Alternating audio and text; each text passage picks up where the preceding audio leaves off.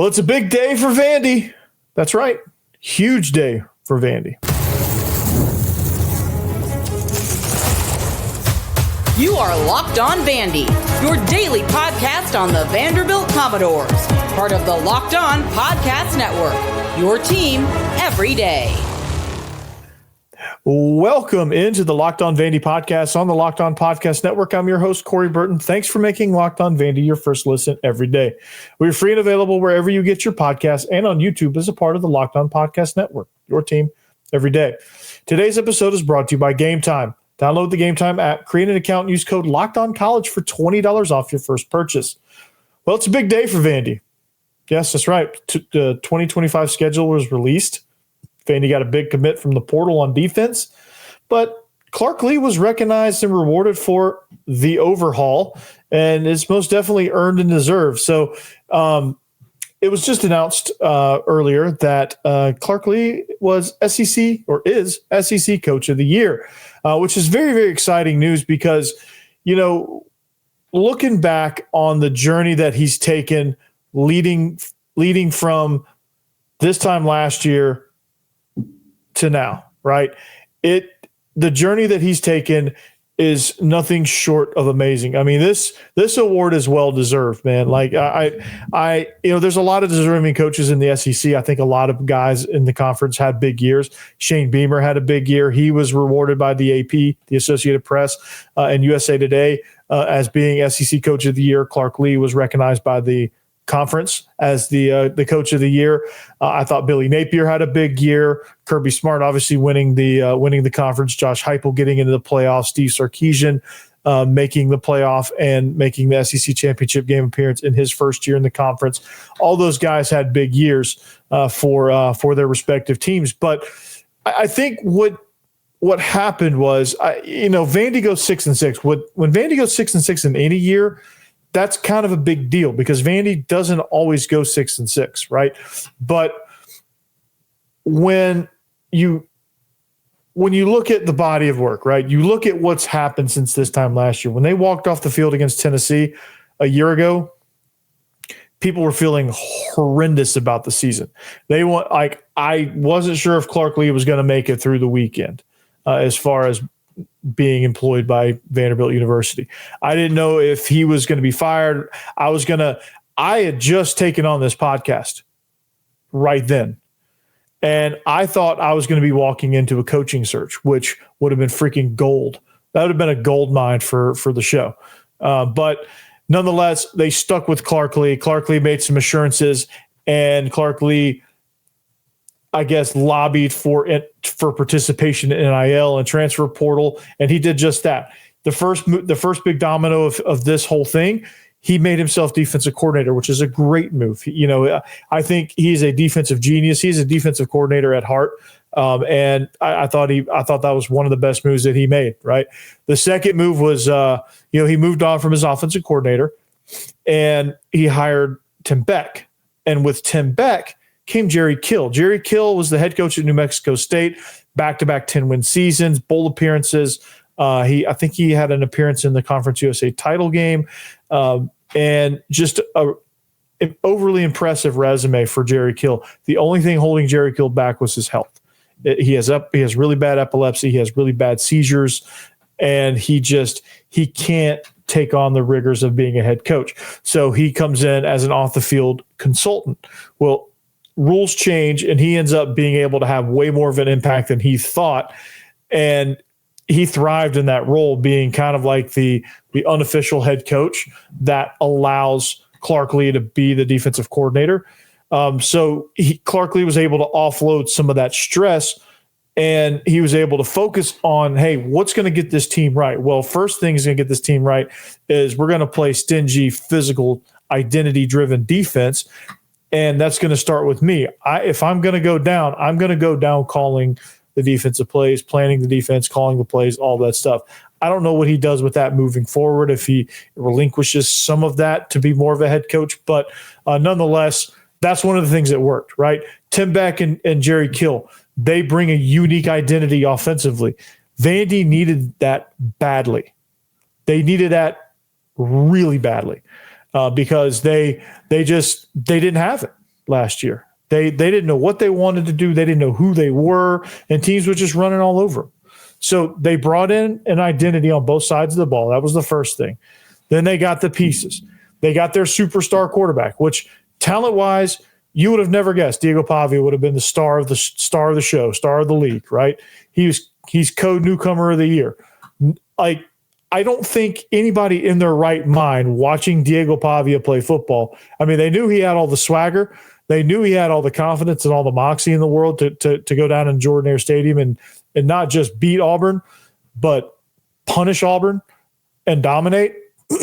Like, we all know he had some juice, but no one in their right mind would have guessed that he would have done what he's done, right? Unfortunately, he ran out of gas towards the end of the season, but and he was banged up. But the impact that he's made on this program in all facets of the program, culture, strength and conditioning, and football, and off the field stuff, like away from the facility stuff, like community impact, what he's done for this program is immeasurable and just unreal, right? And he's been one of the best things to happen. So signing him, the dominoes that fell after that, all the pieces you get in the portal, those became important depth pieces, right? Especially the defensive pieces. Those guys became pivotal in what Vandy was going to do this season. Some guys stepped up huge because of the culture shift. He went out and overhauled his strength and conditioning program, brought in a new system, brought in a new way of doing things, right? You have a culture-based, strength-based, hey, we're going to get better. We're going to get stronger. We're going to get faster. We're going to get more flexible, more agile. We're going to get healthier mentally. We're going to get healthier with our diet. We're going to get healthy with our competition. And that they did. They built the total player. And that's what good teams, good college football teams do. They develop the player as a whole. They don't just see him as a commodity, because in the NFL, they just see you as a commodity. You're there to do a job. But in college, they're trying to get you ready for that stage, and they're trying to set you with some good habits, and they're trying to educate you on how to take care of yourself and how to develop yourself and how to train. Vandy did just that, and they did a phenomenal job. They built the community, they built the culture, they competed, they learned how to deal with adversity. And in games where Vandy usually rolls over, like the first game in the third quarter when Virginia Tech started answering back, normally Vandy just rolls over. They didn't. They kept fighting. They fought back. They punched back, and they landed haymakers and ended up winning that game. Against Bama, same thing. Like, usually they get out to a lead and then they fold, and the other team comes back and wins, and it's guaranteed. And the other team doesn't just come back and win. They come back and just blow them out of the water, right? That didn't happen.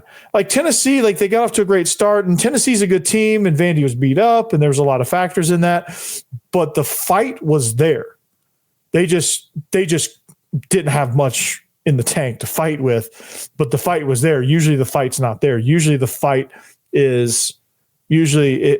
is just gone, and they just roll over. In that game, like that Tennessee game could have very easily became 48-14 in a hurry.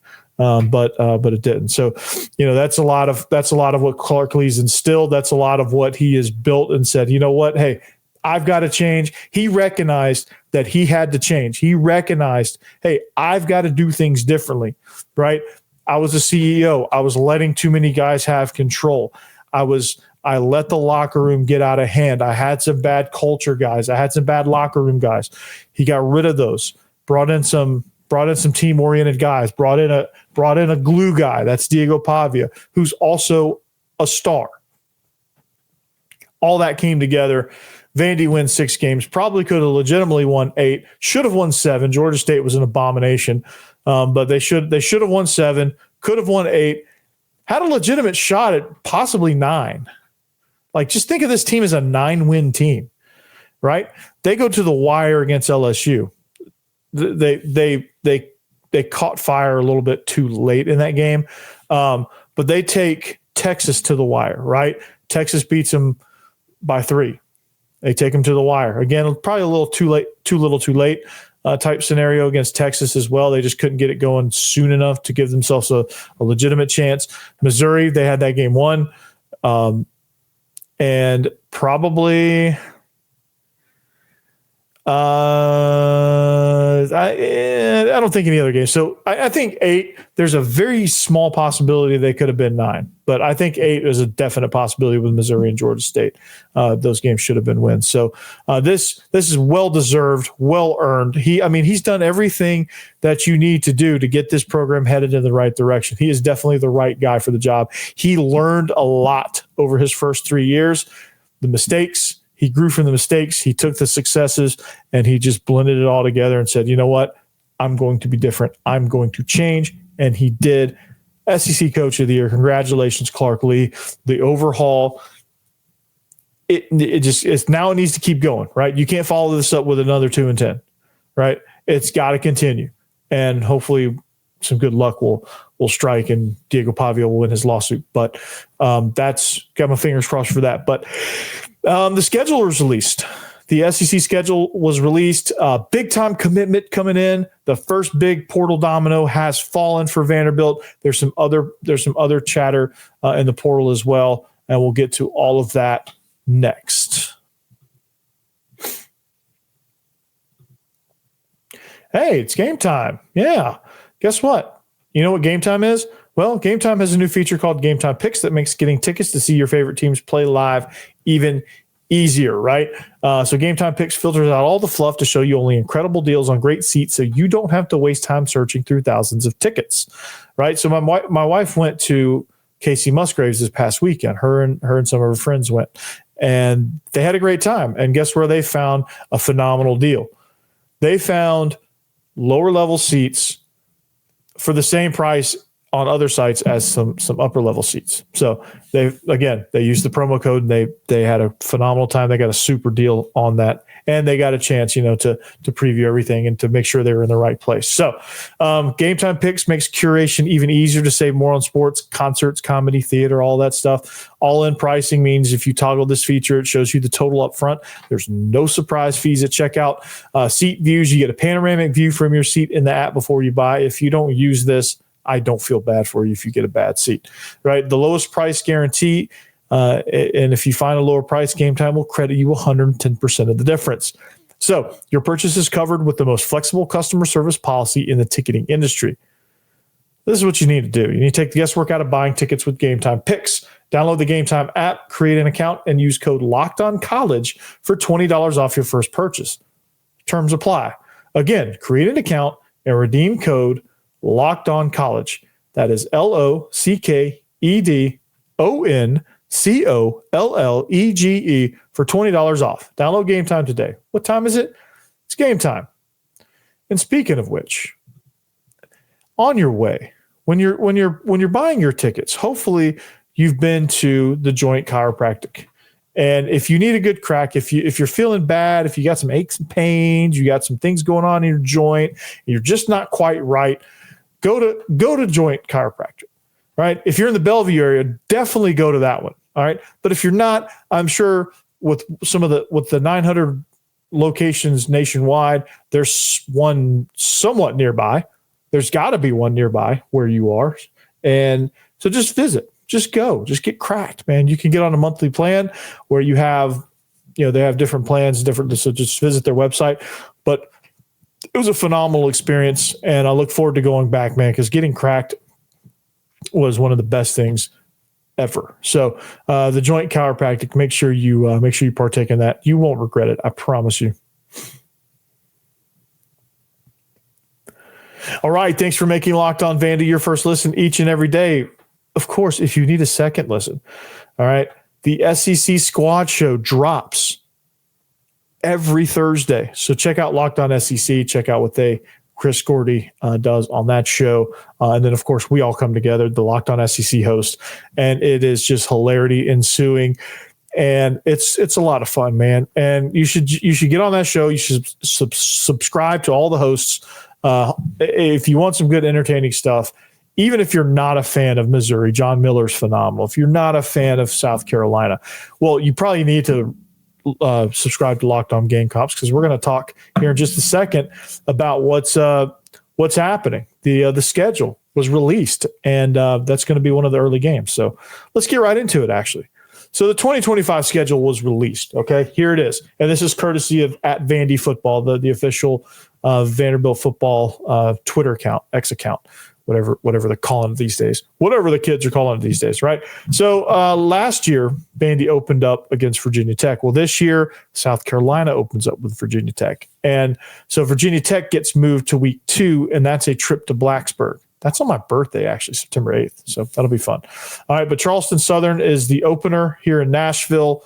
That game will be a good tune-up. Then you're on the road back-to-back weeks. You're at South Carolina in week 3. That's a tough game. But they're going to have a new offensive coordinator, Mike Shula. I don't know about that, actually. Chris Marler seems to feel good about it, but I don't know about that, man. Dowell Loggins was great. I think he figured out some things along the way as far as what Lenore Sellers could do, and I think Lenore Sellers learned a lot about himself. And I think they really had a renaissance there at South Carolina as the season wore on. That LSU game showed the nation a lot, and gave the South Carolina team a lot of confidence. All right, then we welcome Georgia State. Hopefully that game is a pummeling, because we owe them one. But that game's in Nashville, followed up by Utah State. That replaces Ball State. Ball State, I think, was a stopgap when SMU dropped off the schedule, and I think that was because SMU changed conferences, so that game had to drop. So Utah State's another stopgap there, and I think hopefully they'll get another legitimate opponent in there. But Utah State, that'll be kind of a fun game. Blake Anderson is the head coach there. He used to be at Arizona or Arkansas State. Then you're at Bama after that, followed by a home games against LSU and Missouri. So you get LSU a lot sooner in the schedule this year. Then you're at Texas. Then you're home against Auburn, home against Kentucky, and finishing on the road at Tennessee. So you have a bye week, I think, between Bama and LSU. If I'm seeing these dates correctly, I'm blind, so I don't know. But my initial reactions when seeing the schedule is I like getting South Carolina early, okay? Because anytime you can get South Carolina early, you get them before they really kind of figure themselves out. You're at Bama, which I don't know what Bama's going to have, right? You have 2 really good warm-up games, Georgia State, Utah State, who are quality opponents. They're not game breakers, but they're quality opponents. That are going to allow you to get some things right before you head into a back-to-back of Alabama and LSU. LSU, Garrett Nussmeier's back, but I just don't know. And getting them a little bit earlier as well, they kind of have that mid-season slump a little bit, where they just don't play very well at times. They're very much like this. I think coming off of that Bama game for LSU, they had a lot of confidence. So that was one that I think that game just was not. I think they were juiced up for that. But that game's going to be in Nashville, Missouri. That's a very winnable game now. Because Missouri is really falling off. Luther Burden will not be there. Brady Cook will not be there. Don't know what they're going to have. They got some guys leaving for the NFL and through the portal. I don't think Missouri. I think they're going to be back down on the downswing. Then you're at Texas, which you go into that environment at DKR. That defense is really, really tough. You'll have Arch Manning as the starter. Super talented team. Probably going to reload. As usual, but that game's going to be tough, and depending on where Vanderbilt is, that game could be the blowout game of the season for Vandy. And I think when you're Vandy, you're allowed one of them. So then you're home against Auburn, home against Kentucky, which you get Auburn late, which that's kind of dangerous. But at the same token, at that point in the season, I don't know who their quarterback's going to be right now, so it's hard to really handicap that game. But there could be a chance they could be on an interim coach at that point, if things go really sideways for them. Because they're not that good. They got all those freshmen, but like some of them are leaving. Like Cam Coleman's leaving. Like I just don't know what they're going to look like, right? Because, you got to finish out the portal season and see if they don't get decimated. If they can get a big star quarterback, maybe they have a chance. I don't know. I really know nothing about that game because Auburn is in such flux. Kentucky, they got a lot of work to do in the portal. They lost Dane Key and Barryon Brown to the portal. They have quarterback issues, and when I say quarterback issues, they don't really have one. Tennessee's going to be strong. Nico Amialava is going to be phenomenal. He's going to be 1 year better. He's going to have just come off a playoff run, so he's going to be a lot more seasoned. I think they're going to figure some things out as far as how they want to start faster and start better. Their defense is going to be finally good, and I think this is going to be a very dangerous Tennessee team that could be in Atlanta next year, and that's going to be a lot of that game's going to be a lot of fun. But it's at Tennessee, so who knows what will happen. But crazier things have happened in rivalry games. Just look at Ohio State, Michigan, for example. Like you get a hungry team that's playing well at the time that really wants to beat you. That could be a downfall. So that's the SEC schedule. We'll break those games down more and what they mean. We'll do some off-season checked points. We'll do maybe a couple off-season, some wintertime crossovers with some of these hosts and just kind of see where they're at that point, and might be kind of fun. So stay tuned for that. But big time portal commits, man. Keanu Coat. That's right. Edge guy, Bama. Welcome to West End. We'll talk about him next. Hey, FanDuel. Get ready to tackle the NFL action with FanDuel, America's #1 sports book. Because right now, new customers can bet $5 to get $150 in bonus bets if you win. I know what I'm putting my $5 on, that I'm going to get a carry in for the 49ers tonight. That's going to be my bet. I'm going to get one carry for 2 yards because that's where they're at the running back position. Like they might call me, so they might try to get me on an emergency flight to come out to their game wherever they're playing. So, but in all reality, I think that's it's going to be a fun game for the Rams and for the 49ers. So right now, new customers can bet $5 and get $150 in bonus bets. That's pretty good, man. And this FanDuel Sportsbook app gives you everything you need to place live bets on the NFL all in one place, plus the playoff games and the bowl games, all that stuff too. So when you get a hunch in the middle of the game, you can check out the latest stats. You can view live play-by-play and so much more on the same page where you place your bets. So just visit FanDuel.com to join today. You'll get started with $150 in bonus bets if you win your first $5 bet. That's FanDuel.com. Never waste a hunch. Make every moment more with FanDuel, an official sportsbook partner of the NFL. Also, if you're hungry, I could use a bagel. I love eating bagels in the morning, right? I didn't used to love eating bagels. I never thought in a million years I was going to be a bagel guy. But here I am. You know why? Because Creef Hall Bagel changed the game for me. They made it to where I really, really enjoy a good sourdough bagel because they do it right, man. They are outstanding when it comes to the quality of their food, the quality of their bagels, the quality of their drinks, right? They make good drinks, which it's not my thing. But if you like coffee, if you like lattes, they really do a good job. A lot of people talk really highly about those drinks. I'm in it for the bagels, and then I get a little thing of orange juice. But the bagels are good enough, and they're, again, so tasty, man, so tasty. But Creef Hall Bagel, you won't regret it, I promise.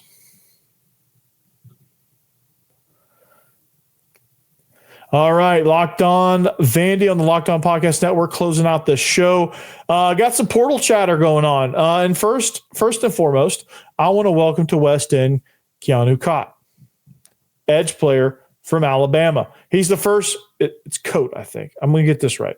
You know me in names. If you know me in names. We don't get along. It took me a while to get Corday Sidnor right because I kept having dyslexic moments where I'd see his name and I would just say Sindor all the time, right? And I did the same with I would call him Cameron Koziel, and it's Camden Kozel.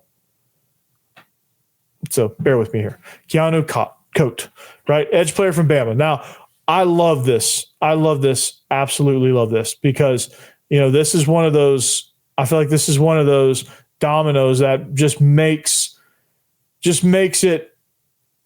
our defense explosive, right? He played in 12 games in the past 2 seasons. He recorded 9 tackles and 2 tackles for loss. Didn't play a ton, but then again, he got stuck on the depth chart at Bama. But if you just look at his talent, if you just watch him play, just the athleticism, I think, Clark Lee decided that he can do a lot with this guy. He has really good pass rushing ability. He fits what he needs at that position. And the idea that Vandy's going to improve their pass rush, which is something they desperately needed because the Tennessee game proved that. This is an excellent signing out of the portal. And, former 5-star, you can't get enough of those guys, right? And if, at places like Bama where they're stuck on the depth chart, like you get a chance at having talented guys like that. And I feel like it really is a case of dominoes. Like once you get a guy like that, right, then the rest of them start they're like, oh, so Keanu went to, because these guys talk, right? They're all friends because they go on the camp circuits together. They go on the All-Star game circuits together. They play 7-on-7 together. They do all of these things. All these 5-stars, they all know each other. They're probably all in group chats on Instagram and Snap and all that. And they just talk all the freaking time. And they're like, hey, we're going here. I'm going here. Hey, dude, you should check out Vandy, man. They got some great NIL, right? And so it's one of those things where he's like, man, I'm not getting much opportunity. This ain't Nick Saban. Like he signed on to play with Nick Saban, and Nick Saban retired.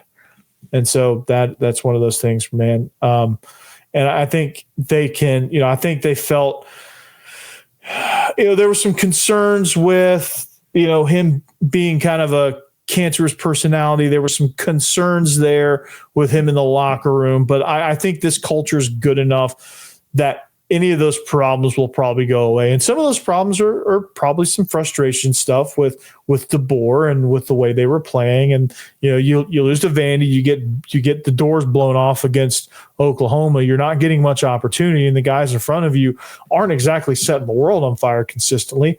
Yeah, you're probably going to be a little frustrated, right? There's some things that happen. I mean, people are human.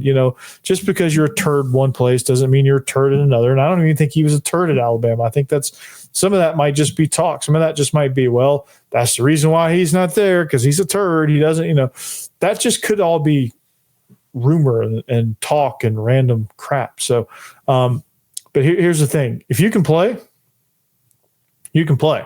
And Clark Lee will keep you and this roster will keep you in line. Randon Fontenette's a really nice leader, and I think if he signs off on you, you're in pretty good shape. So, again, there's always risk, right? There's always risk when you get guys out of the portal. So, who knows, right? But I'm excited about this one because you need a really good pass rusher, and you need a really good guys on the edge. And I think you're going to get another guy. They're not done at that position. Right. And so I'm really excited about that. And there's going to be some more dominoes to fall very, very soon. But also in the portal, Vandy's getting a visit from a big defensive line target. Yeah. His name is Doug Blue Eli. He played at TCU 2 years ago. He's a massive defensive lineman.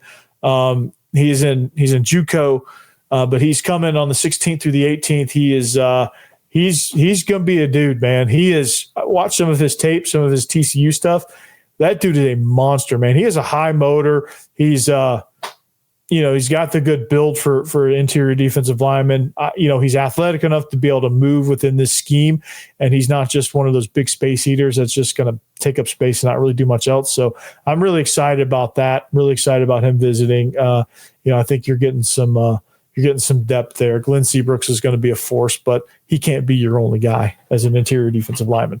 When you go even front looks, you can have Seabrooks and Blue Eli if that's the case. Guess who's recruiting him? Guess what player's recruiting him? That's right, Brandon Fontenette. Brandon Fontenette might be the new CJ Taylor. He might be the new guy over there on defense. But Kamarion Pimpton as well, huge upgrade at tight end, especially if Eli Stowers is declaring for the NFL. Now, here's the thing about Eli Stowers. He might not go. I'm going into overtime, by the way. I don't care. But he might not go to the NFL. He's thinking about coming back. And if he comes back, dude, this is a key piece to this offense. I'm going to get more into it on the next episode. But he's a key piece to this offense. The tight end position is a key piece of this offense. You have to get that right.